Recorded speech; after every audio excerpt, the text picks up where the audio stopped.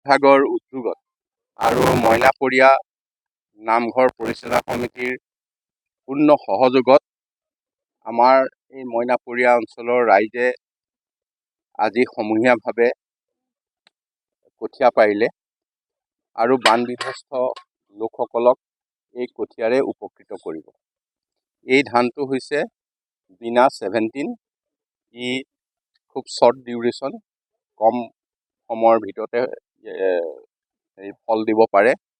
গতিকে আজি শাওনৰ 15 তাৰিখ, আমি ভাদৰ পহিলাতে এই ধান ৰুব পাৰিম, কঠীয়া ৰুব পাৰিম।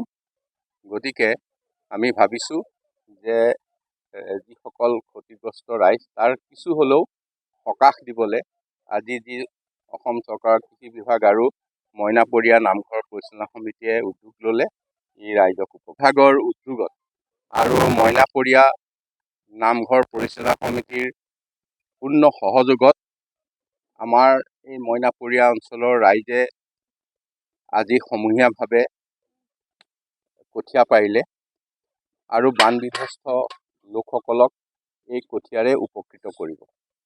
এই ধানটো হৈছে বিনা 17। ই খুব শ্বৰ্ট ডিউৰেশ্যন, কম সময়ৰ ভিতৰতে ফল দিব পাৰে।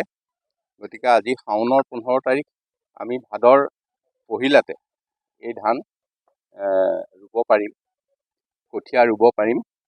গতিকে আমি ভাবিছোঁ যে যিসকল ক্ষতিগ্ৰস্ত ৰাইজ তাৰ কিছু হ'লেও সকাহ দিবলৈ আজি যি অসম চৰকাৰৰ কৃষি বিভাগ আৰু মইনাপৰীয়া নামঘৰ পৰিচালনা সমিতিয়ে উদ্যোগ ল'লে, ই ৰাইজক যিকোনো খবৰৰ বাবে যোগাযোগ কৰক 9181 307 221 আমাৰ এই নম্বৰত।